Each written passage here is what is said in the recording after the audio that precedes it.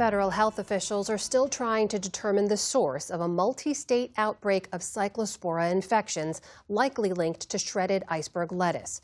There may be more than 7,000 cases of cyclosporiasis nationwide, the largest recorded outbreak in U.S. history. The Centers for Disease Control says more than 1,600 people have been sickened, and another 5,000 in more than 30 states are under investigation.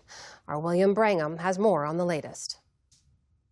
Amna, the FDA said today that a lettuce sample from the company Taylor Farms that was initially reported as positive for cyclospora was actually a false positive. But the agency also said that based on other data, it still believes Taylor Farms lettuce is linked to this outbreak.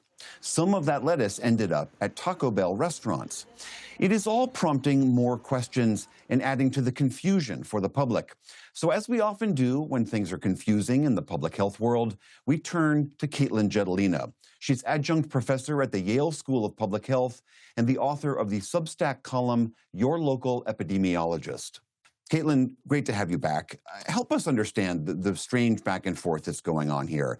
The FDA initially said to Taylor Farms, this is your lettuce, we found a sample of it, and then said, well, no, it's actually not that sample, but we still think it is connected to you. What do we know concretely about the origins of this outbreak? Yeah, so this is a nasty parasite, and the only way to determine the common culprit is through patient interviews followed by lab genetic testing. And what we're seeing constantly as a very strong signal in patient interviews hasn't changed, that it is some sort of lettuce. And the FDA traceback data through invoices and shipping records and receipts narrowed it down to Taylor Farms in Mexico. The FDA, regardless of this false positive, the FDA continues to say Taylor Farms is overwhelmingly linked to the outbreak. And this is for two reasons. One is because the false positive was on lettuce coming from Mexico that was not part of the recall. So if it really truly was a positive, we would need much larger recall. And second, outbreak investigations don't rely on one single lab test. They rely on the weight of all of the evidence. And like I said, epidemiological evidence, traceback data, and not finding a parasite on one lab sample doesn't mean it isn't there. So sure, this false positive whiplash was maybe a small setback, but it did not reverse what scientists have been discovering the past few weeks leading up to this. Do you have a sense as to why this is so complicated? It always seems like in past outbreaks, it's very quickly identified. Salmonella from this farm on this type of produce. Why is this one proving to be such a tricky nut to crack? Yeah, so this is one of the most opaque, confusing, unclearly communicated outbreak responses I have ever seen. And it's really the perfect storm of three factors. One is the parasite itself. It's nasty. Symptoms can take up to 12 days to appear. So patients are being asked to recall meals from like 2 weeks ago. And I don't remember the last meal I ate 2 weeks ago. So it's a lot of laborious work. Second is that we have a hollowed out federal response, right? Neither the FDA nor the CDC has a permanent director right now. We've lost a lot of staff, some lab capacity, as well as a lot of reorganization these past 18 months. And this federal coordinating, as well as centralized communication, or lack of centralized communication is causing a ton of confusion.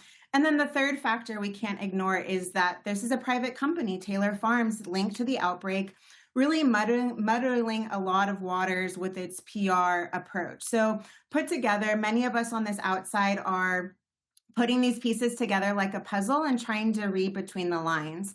But the most obvious bottom line here is let's avoid iceberg lettuce in these 27 states until further notice. And anything else beyond that? I know a lot of people saw the news over the weekend at the end of last week thinking, okay, I'll just avoid Taco Bell and shredded lettuce. Is there anything else people ought to be doing to protect themselves?